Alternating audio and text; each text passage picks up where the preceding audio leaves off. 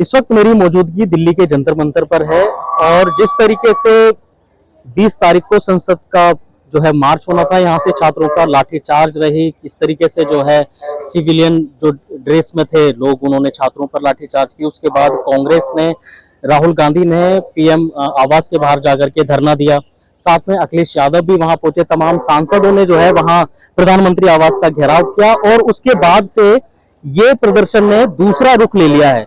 लगातार आम आदमी पार्टी के जो राष्ट्रीय अध्यक्ष हैं अरविंद केजरीवाल, वो भी यहाँ पहुंचे। उन्होंने भी यहाँ छात्रों के साथ में जिनके साथ मारपीट हुई है, जिनको डिटेन किया गया था पुलिस के द्वारा, जिन पर कहा गया कि वो एफआईआर दर्ज करेंगे और उन पर मुकदमा दर्ज करेंगे, तो सभी तरीके की लीगल हेल्प देने के लिए, कानूनी सहायता देने के लिए सभी पार्टियां कह रही हैं। राहुल गांधी ने भी जो है अपनी लीगल टीम बनाई है, आम आदमी पार्टी ने भी। तो ये सब अब प्रोटेस्ट के दौरान ये चीजें चल रही हैं और इस प्रदर्शन का अब पूरी तरीके से राजनीतिकरण हो गया है, जिस तरीके से खबरें और गतिविधियां देखने के लिए मिल रही हैं।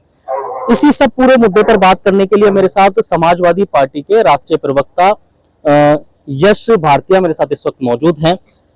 सबसे पहले तो ये बताइए, आप कल अखिलेश यादव जी भी जो है वहां प्रदर्शन कर रहे थे प्रधानमंत्री आवास पर, लगातार यहाँ जंतर मंतर पर प्रोटेस्ट चल ही रहा है, आप किस तरह देख रहे हैं इस प्रोटेस्ट को? देखिए, जनता की आवाज है, आह्वान किसी ने भी किया हो, तमाम सब लोग अपील करते हैं। कल जब प्रधानमंत्री निवास के बाहर राहुल गांधी जी प्रदर्शन कर रहे थे, उन्होंने भी सोशल मीडिया के माध्यम से अपील की कि लोग आए उसमें। हम लोग भी अपील करते हैं जनता शामिल हो। जब कोई जनता के लिए आवाज उठाई जाती है, जनहित की आवाज उठाई जाती है, तो हम भी अपील करते हैं सरकार की खिलाफत के लिए, ताकि सरकार वो चीजों को सुचारू रूप से करे जो जनहित की बात हो, जनता के खिलाफ की बात ना हो।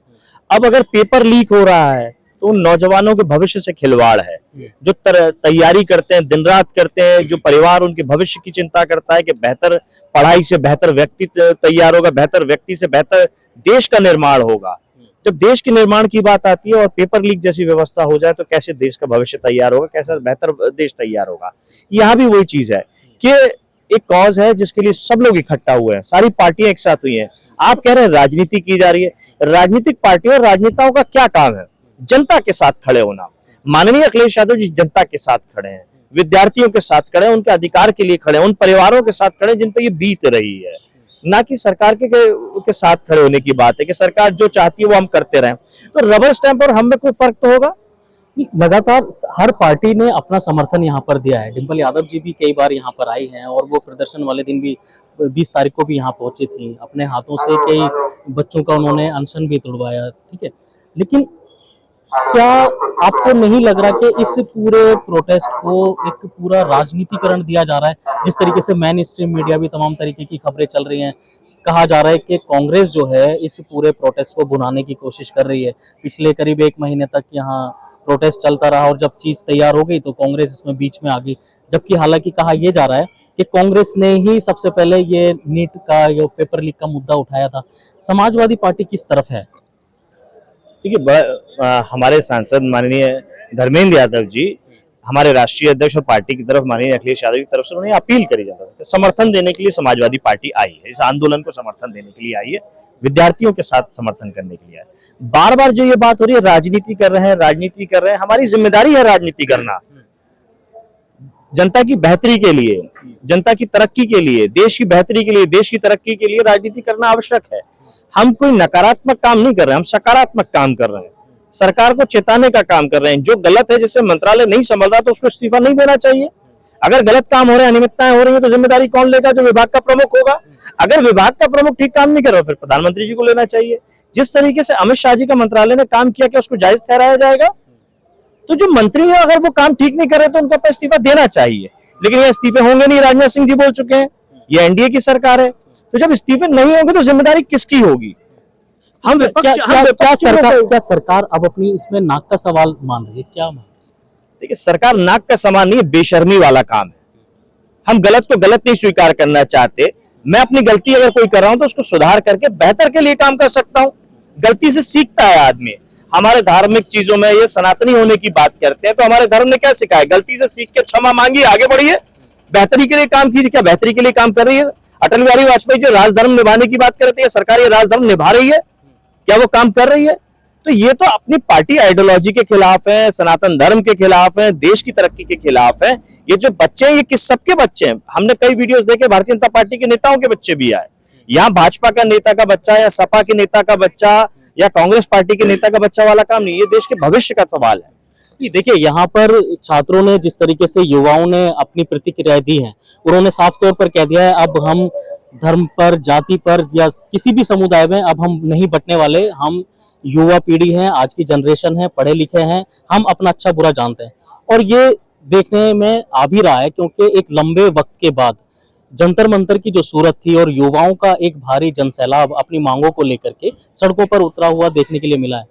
अब एक और सवाल है आपसे, अभी जैसे जौहर यूनिवर्सिटी का चल रहा है, शिक्षा से ही जुड़ा हुआ मुद्दा है, इसमें क्या चल रहा है उत्तर प्रदेश के अंदर? ये बड़ा हाईलाइट है यूपी के अंदर मामला। उत्तर प्रदेश सरकार में 38 बिल्डिंगों को तोड़ने के लिए ऑर्डर कर दिए गए, उसको अवैध बता दिया गया। जिस समय बन रही थी, क्या कुछ आपसी रंजिश है योगी आदित्यनाथ की? क्या है आखिर ये पूरा? देखिए, देश गुलाम बनाना हो तो अनपढ़ों की जमात बना दीजिए, पढ़े लिखों की जमात बनाएंगे तो सवाल करेंगे, सवाल करने वाले बच्चे इकट्ठे हो गए, ये पढ़ लिख गए हैं, ये सवाल पूछ रहे हैं, सरकार डर रही है, इसीलिए यूनिवर्सिटी तोड़ना जरूरी है। नियम कायदे बना करके तोड़ेंगे। हाँ, वो यूनिवर्सिटी चल सकती है जो फर्जी डिग्री छाप छाप करके बांट रही है, ऐसी यूनिवर्सिटी संचालन करने वाले लोगों को तो काम दिया जा सकता है। मध्य प्रदेश के अंदर 7 मेडिकल कॉलेजेस ऐसे चलाने वाले यूनिवर्सिटी को दिए जा रहे हैं जिनके छापे पड़े, फर्जी मार्कशीटें छापते थे, उनके खिलाफ कोई काम नहीं होगा। जो शिक्षा शुद्ध रूप में बेचने का काम कर रहे हैं उनके खिलाफ काम करने का सरकार के पास जिम्मेदारी नहीं है, न हिम्मत है, क्योंकि चंदे का धंधा करना है। जो जितने गलत काम करेगा भारतीय जनता पार्टी को उतना बड़ा चंदा देगा। भगवान राम के यहाँ पे जो अच्छे लोगों ने चढ़ावा दिया उसको चोरी कर लिया, लूट लिया, उसको डाइवर्ट करने की काम करी वक्फ बोर्ड के नाम पे, कभी आजम खान साहब की यूनिवर्सिटी के नाम पे, कभी किसी और नाम पे, कभी किसी और नाम पे। लेकिन अब जब देश का भविष्य तैयार हो गया तो उसको भी डाइवर्ट करने का काम कर रहे हैं कि ये कांग्रेस का है, ये सपा का, ये आम आदमी पार्टी का।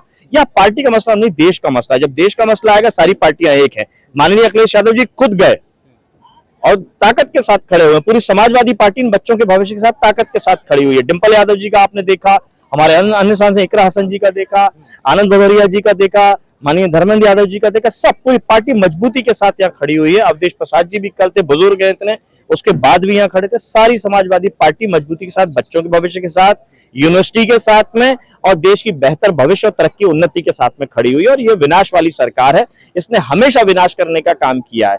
इनका कोई पुराना भविष्य जो है वो तरक्की से जोड़ करके आप, चाहे वो अटल बिहारी वाजपेयी जी की सरकार हो, चाहे नरेंद्र मोदी के 12 साल हो, 12 साल में केवल ये उपलब्धि है कि स्कूलों को बंद करना, बेहतर स्वास्थ्य व्यवस्था को खत्म करना, बेहतर इंफ्रास्ट्रक्चर को खत्म करना। आज आप ये इंफ्रास्ट्रक्चर के मामले में आप देख लीजिए नितिन गडकरी जी का क्या रोल है। बेहतर सड़क बताते हैं लेकिन ये नहीं बताते कि टोल टैक्स के नाम पे कैसे गर्दन लूटने का काम कर रहे हैं। और जब उनसे सवाल किया जाए महंगे टोल टैक्स के लिए तो वो कहते हैं आपकी गाड़ी का मेंटेनेंस बच रहा है, पेट्रोल बच रहा है। फिर ये एथलॉन की नौटंकी क्या है, कैरोसिन कहाँ गया? तो ये सारी चीजें हैं जो ये भ्रष्टाचार से लिप्त सरकार है। ये सरकार बदलना जरूरी है। डॉक्टर राम मनोहर लोहिया जी जो कहते थे कि रोटी पलट देनी चाहिए नहीं तो जलेगी, वो ये पलटने का समय आ गया। जनता जाग चुकी है। ये जनता का ही परिणाम है। जो नेपाल में हुआ, जो श्रीलंका में हुआ, जो अन्य देशों में हुआ, ये जैन जी जो है वो जाग रही है और ये खुद से निर्णय ले रही है और हम उनका साथ दे रहे हैं। ये तो अब सरकार की तरफ से कहा यही जा रहा है ना कि विपक्ष जो है वो अराजकता वाली राजनीति कर रहा है, युवाओं को भड़का रहा है, उनको जो है गुमराह करने की कोशिश कर रहा है। तमाम तरीके के आरोप विपक्ष पे लग रहे हैं हर पार्टी के ऊपर। मैं ये समझना चाहता हूँ, आप समझा दें, सरकार समझा दे हम लोगों को। हम अराजकता फैला रहे हैं, आप कुछ अच्छा करके दिखा दीजिए ना। ये आपकी क्रिया की प्रतिक्रिया है। आप बुलडोजर चलाने के लिए यूनिवर्सिटी में जा रहे हैं, आप बेहतर यूनिवर्सिटी और बेहतर स्कूल नहीं खोल पा रहे हैं। उसका परिणाम है कि ये जो बच्चे खड़े हुए हैं, महंगी शिक्षा है। उन परिवारों से पूछिए, उन माँ बाप से पूछिए कि फीस कैसे दे पाते हैं, कोचिंग चल क्यों नहीं है, ये महंगी कोचिंग चल क्यों नहीं है। सरकार को नहीं शर्म आती है कि स्कूलों में बेहतर पढ़ाई होती तो ये महंगे कोचिंगों का नहीं काम चल रहा। तो ये महंगी कोचिंग खोल करके बच्चे तैयारी कर रहे हैं, जिन्होंने माँ बाप ने अपना गला काट करके फीस दी और उनके भविष्य के साथ जो खिलवाड़ हो रहा है ये वो बच्चे हैं। और ये बच्चे सुसाइड इसीलिए करते हैं कि माँ बापों के जो सपने हैं, अपनी गाड़ी कमाई उन्होंने लगाई, ये भ्रष्टाचारी कमाई नहीं लगाई, उन्होंने अपनी ईमानदारी की गाड़ी कमाई लगाई। ये बच्चे उससे शर्मिंदा होकर के कि हम परिणाम नहीं दे पाए, जिसमें बच्चों की गलती नहीं है, सरकार की गलती है। और ये जितनी मौतें हो रही हैं ये सीधे सीधे सरकार के ऊपर सवाल करता है। सरकार को शर्म आनी चाहिए और जिम्मेदारियों को त्याग पत्र देना चाहिए, जिम्मेदारी लेनी चाहिए सरकार को। अभी तक तो सिर्फ मांग की जा रही थी कि धर्मेंद्र प्रधान इस्तीफा दें, लेकिन अब सीधे तौर पर कहा जा रहा है कि अब हमारी ताकत बढ़ी है, तो अब हमारी मांगे भी बढ़ गई हैं। अब सीधे तौर पर प्रधानमंत्री का इस्तीफे की मांग की जा रही है, विपक्ष भी कर रहा है, यहाँ बैठे हुए छात्र भी कर रहे हैं। जब एक मंत्री इस्तीफा नहीं दे रहा, तो आपको लगता है कि प्रधानमंत्री का इस्तीफा होगा? देखिए, हमने पुलिस का रवैया क्या देखा है। एक चोर को पकड़ा जाता है, ये एक फरार मुलजिम को जब पकड़ा जाता है और उसने जहां फरारी काटी हो जिसके घर में, उसको भी तो आरोपी बनाया जाता है। चोर को पनाह देने वालों को भी तो पकड़ा जाता है, उन पर भी वही मुकदमा लगता है, उसको भी सजा मिलती है। तो जब धर्मेंद्र प्रधान अगर चोर के रूप में काम कर रहे हैं, तो उनको पनाह देने वाले नरेंद्र मोदी जी बच जाएंगे, उनको छोड़ दिया जाएगा। वो भी तो वो चोरी में सम्मिलित है। अगर आप बचा रहे हो, चढ़ावा चोरों को बचा रहे हो, पेपर चोरों को बचा रहे हो, बच्चों के भविष्य के चोरों को बचा रहे हो, देश के भविष्य के चोरों को बचा रहे हो, तो जिम्मेदारी सबसे बड़ी आपकी है। मंत्री से बड़ा प्रधानमंत्री होता है। अगर प्रधानमंत्री नहीं समझ पा रहा है तो उसको इस्तीफा देना पड़ेगा, उसको जिम्मेदारी लेनी पड़ेगी। और जिम्मेदारी नहीं ले रहे तो हम तो जानते हैं, इन्होंने गुजरात में रहते हुए जिम्मेदारी नहीं लगी तो देश का क्या जिम्मेदारी ले। गुजरात मॉडल जो बना के दिया था, हमने देखा है। सूरत में जब कोचिंग संस्थान में आग लगी थी तो सीढ़ियां नहीं मिली थी, जिंदा जल गए थे बच्चे। झांसी में हमने देखा कि वर्ल्ड क्लास स्वास्थ्य व्यवस्था थी कि बच्चे जिंदा जल गए जिन्होंने दुनिया नहीं देखी थी। अभी लखनऊ में बच्चे जिंदा जल गए। ये बच्चों को जिंदा जलाने का काम करते हैं, ये उसका एक और बड़ा परिणाम है जो आप देख रहे हैं, बच्चे जाग चुके हैं। एक आखिरी सवाल और है, अब इंडिया गठबंधन की बात हुई है क्या, क्योंकि आपसी मतभेद होते रहे हैं सभी पार्टियों के बीच में, जब इलेक्शन का दौर आता है तो सीटों को लेकर के बहुत सारी चीजें हमने देखी हैं, जनता ने भी देखी है। लेकिन ये सवाल इसलिए भी जरूरी हो जाता है क्योंकि अब ये युवाओं से जुड़ा हुआ मुद्दा है, तो क्या इंडिया गठबंधन जो है वो इस मुद्दे को लेकर के बटेगी या एकजुटता के साथ में आएगी? देखिए, माननीय अखिलेश यादव जी पहले ही कह चुके हैं, सीट मायने नहीं रखता, जीत मायने रखता है। इस सरकार को बदलना मायने रखता है। आपका नाम, मेरा नाम, हमारी मांग, उनकी मांग, ये मायने नहीं रखती। सरकार बदलनी है, हम लोग सब मिलकर साथ में सरकार बदलने का काम करेंगे, जनता को बेहतर भविष्य देने का काम करेंगे, बच्चों के उज्जवल भविष्य को ध्यान में रखते हुए काम करेंगे। जनता की भलाई की बात है। अगर राजनीति इन लोगों के साथ खड़े होने को अगर आप राजनीति कहते हैं और बदनाम करते हैं, तो ऐसी राजनीति हमको पसंद है। और इन पे लाठी डंडा चलाने वाली राजनीति अगर कहते तो वो भारतीय जनता पार्टी को पसंद करती होगी। चोरों को बचाने वाली राजनीति भारतीय जनता पार्टी को पसंद होगी। हम जनता के साथ खड़े, सरकार का बदलना जरूरी है। जो नकारात्मक विनाश की राजनीति कर रही है, हम सकारात्मक तरक्की की राजनीति करना चाहते हैं। मुख्य धारा की जो मीडिया है, मेन स्ट्रीम मीडिया जिसको कहा जाता है, उसने इस प्रोटेस्ट से जो है शुरू से दूरी बना करके रखी है। क्या लगता है आपको, अगर वो पहले दिन से इसको प्रमुखता से दिखाते, जब सोनम वांगचुक यहाँ धरने पर बैठे, प्रोटेस्ट चल रहा था लगातार, उनको उठाया गया, तो यहाँ तक नौबत नहीं आती, छात्रों को जो है नाजायज तरीके से नहीं पीटा जाता? मुख्य मीडिया किसको कहेंगे? मैं तो एक मीडिया को जानता हूं जिसको गोदी मीडिया कहा जाता है। गोदी मीडिया तो गोदी में बैठ के खेल रही है, और सत्ता की गोद में बैठ के जिसको खेलना है वो गोदी मीडिया कहलाएगा। तो वो कोई चीज क्यों दिखाएगा? जो सत्ता के खिलाफ होगा वो नहीं दिखाया जाएगा। आप देखिए ना, भारी भारी विज्ञापन हर प्रदेश के दिख रहे हैं जो भाजपा शासित राज्य हैं। केंद्र की सरकार के विज्ञापन देखो, विज्ञापन में तो सब कुछ अच्छा दिख रहा है, खराब दिख क्या रहा है? किसान की आय दुगनी हो गई है, देश के कृषि मंत्री के शिवराज सिंह चौहान जी 8 गुनी तरक्की हो गई, उनके बेटों ने तरक्की कर दी, फूल की खेती करते हैं वो। लेकिन वो ये राज दूसरे किसानों को नहीं बताएंगे क्योंकि वहां वो बात नहीं जन पाएगी। तो भ्रष्टाचार की जो खेती हो रही है सरकार के अंदर, वो सारा मामला है और उस मामले को बदलने की हम लोग बात कर रहे हैं। क्या जौहर यूनिवर्सिटी का भी मुद्दा उठाया जाएगा इस मंच से, यहाँ बात की जाएगी उसकी, या जिस तरीके से यहाँ प्रदर्शन चल रहा है रामपुर में, तो हमने देखा कि कुछ लोग छात्र बैठे हैं वहाँ, यहाँ पर भी क्या उसको शामिल किया जाएगा? देखिए, शिक्षा की अगर बात होगी और उत्तर प्रदेश की शिक्षा की अगर बात आएगी तो जौहर यूनिवर्सिटी का नाम छूटा नहीं जा सकता, अलीगढ़ मुस्लिम यूनिवर्सिटी का नाम छूटा नहीं जा सकता, इलाहाबाद यूनिवर्सिटी का नाम छूटा नहीं। ये वो शिक्षा के केंद्र हैं जिन्होंने प्रदेश के साथ साथ देश को बड़े बड़े लोग दिए हैं। अब जौहर यूनिवर्सिटी उसमें एक बड़ा नाम होने जा रहा था, एक बढ़िया इंफ्रास्ट्रक्चर है, तो उसको बर्बाद कर दीजिए। ना शिक्षा होगी, ना शिक्षित होगा, ना सवाल होगा, ना काम होगा। आरएसएस की शाखाओं में जाइए, सुबह चड्डा पहनिए और विनाश के लिए तैयार हो जाइए। भाई आखिर ये जितने संगी हैं भारतीय जनता पार्टी के, आरएसएस के, विश्व हिंदू परिषद के, क्यों नहीं पढ़ाते सरस्वती शिशु मंदिर में अपने बच्चों को? ये तो जाएंगे वहां क्रिश्चियन मिशनरी में पढ़ाने के लिए, और उनके माँ बाप जाकर के बात करते हैं कि मिशनरी धर्म परिवर्तन की बात करते हैं। आजम खान साहब ने यूनिवर्सिटी में कब्जा कर लिया। जहां बेहतर शिक्षा की बात होगी तो यहाँ सरस्वती शिशु मंदिर याद नहीं आता इन संगियों को। लेकिन जब हड़पने की बात आएगी तो वहां आरएसएस के नाम से जितने ये सांसद है भारतीय जनता पार्टी के, अपनी निधि देने का काम करेंगे सरस्वती शिशु मंदिर को। ये तो राष्ट्रवादी बनाने का काम कर रही है ना आरएसएस, तो वो तो देश के लिए लोग युवाओं को जागरूक। यही राष्ट्रवाद है जो भारतीय जनता पार्टी का, या राष्ट्रीय कार्यालय दिल्ली में था, अब तो नया बन गया, बड़ा बन गया है। पहले जो था जिसमें इनका राष्ट्रीय अध्यक्ष बंगारू लक्ष्मण बैठ के देश की रक्षा सौदे में दलाली करते हुए आपके कैमरे में पकड़ा गया था, सजा हो गई। यही राष्ट्रवाद है। यही संघ में सिखाते होंगे कि हाँ राष्ट्रीय कार्यालय में बैठ के देश को बेच दो। और इनका तो इतिहास कोई नया थोड़ी है, देश को बेचने का इनका आजादी से पहले भी यही इतिहास था, आजादी के बाद भी यही इतिहास है। तो ये देश को बेचने वाले हैं, देश को संभालने वाले, देश को तरक्की दिलाने वाले नहीं है।